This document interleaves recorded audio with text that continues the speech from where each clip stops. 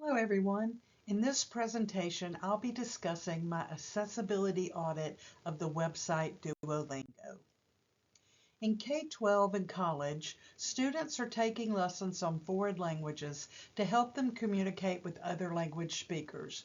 Duolingo has an explicit mission to make language education free and universally accessible. With its massive user base across web and mobile platforms, it is important to critically evaluate how well the product lives up to this claim, particularly for users with impairments. The main purpose of this audit was to evaluate how accessible the Duolingo platform is for users with visual, auditory, motor, or cognitive impairments, and to assess how well it aligns with Web Content Accessibility Guidelines, or WCAG, and offer clear, actionable recommendations for improvement. The primary goal of this accessibility audit were threefold. One, to identify barriers to assess, I look for specific examples where Duolingo's design or features might present difficulty for users.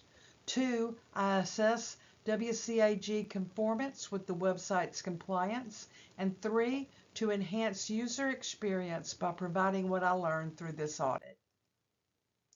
To ensure a thorough evaluation, I used a multifaceted methodology that included both automated tools and manual testing. This approach allowed me to identify not just surface level accessibility issues, but also deeper usability challenges that affect real world users. The audit concentrated on 5 critical areas of the user journey: interface and navigation, lesson content, interactive exercises, multimedia, and system feedback. Tools that I use to audit: the Wave Web Accessibility Evaluation Tool, the Chrome extension, the WCAG Content Guidelines, UDL, Universal Design for Learning Standards, and the NVDA Screen Reader. The Wave extension for the accessibility check video I'd like you to watch. So for my lesson, if I want to apply my Wave extension to see about accessibility standards, I'm going to start my lesson, and then what I'm going to do is I am going to go up to my extension and I'm going to put it on, and it is going to show the page. And as you can see over here, it's going to show me the errors, the alerts, the features. What's really cool about this is if I click on errors, I'll go to details. And then for each one, if I click on, it will move it on the screen where the situation is. So you can see by the highlighting that it's done 5 contrast errors. There's 1, there's 2, there's 3, there's 4. If you pull down, we've got alerts. There's no page regions, no script element. There's 6 features, null or empty alternative text, so they didn't put their text in up here for what this picture was. Structural elements, there's no heading level. The inline frame is missing. And for the aria, you can see, well, that one's outside of the thing. There's one, but when you click on it, it does that and it shows you all of that. So I found that very interesting. It also will do it by order by showing you what it is there, and it will structure it the same way the meeting, and then it will do your contrast so you can see what colors they have and you can fix it how you'd like it. So also you can see here is an example of what it looked like on a single page. Here is the details that I screenshotted for each one of them so that you could go back and look at what they were. From a user forum, I found users who have light sensitivities who were colorblind have reported benefiting from DuoDark, DuoDark 2, and Duolingo Dark 2, which are customizable, modified user styles. Also, they had audio and visual accessibility options that you could get on the fan site. I manually downloaded a screen reader and applied the extension to my desktop so that I could check Duolingo's lessons on vision accessibility. This helped me understand the experience of visually impaired users firsthand. I listened for whether buttons, icons, and feedback messages were properly read aloud. My problem is, how would they know where to activate it as the interface is not consistent? Check out the video I made using the screen reader. Now I'm going to test the screen reader for this. Form basic sentences. Section 1, Unit 1. Start plus 20 XP. Start challenge plus 20 XP. I am. Soy. Una niña.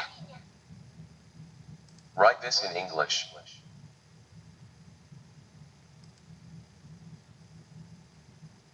Girl.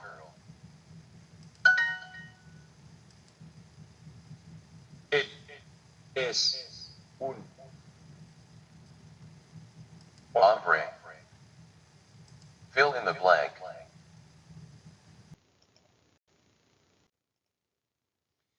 The audit concentrated on 5 critical areas of the user journal. For interface and navigation, the interface lacked headings on every page. I checked whether users could navigate lessons and menus using only the keyboard without relying on a mouse. They could, but were not given that instruction anywhere. For lesson content, lesson instructions and text are generally clear, but users with cognitive disabilities might benefit from simplified language options or consistent structure across the lessons to reduce cognitive load.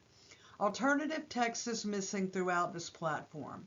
For interactive exercises that rely on drag and drop or time responses can present challenges for users with motor impairments or processing delays, ensuring keyboard alternatives and adjustable time limits that would improve accessibility. For multimedia, audio-based activities are not fully accessible to users with hearing impairments. Transcripts and captions are missing in most, but not all of the listening exercises had other options for the hearing impaired, and visual-based lessons could benefit from descriptive text for users with low vision. Last, for system feedback, Duolingo provides immediate feedback through sounds and visuals, but users who are blind or colorblind may miss critical cues unless text-based or screen reader accessible feedback is provided consistently. And as you saw on that last video, the screen reader was not consistent. The vision, here's a list of the things that we had a problem with. Hearing, here's what they had a problem with. Motor and physical, here's what they had a problem with. Cognitive learning, here's what they had a problem with. Goal 2, assess WCAG conformance. I evaluated the Duolingo web and mobile applications against the Web Content Accessibility Guidelines, which are internationally recognized standards for digital accessibility. Both the web and mobile app perform decently with the web content. However, the use of color is not used as the only visual means of conveying information, indicating an action, prompting a response, or distinguishing a visual element. For example, both the instructions and the continue button are colored, but also have visual words and the screen reader reads them.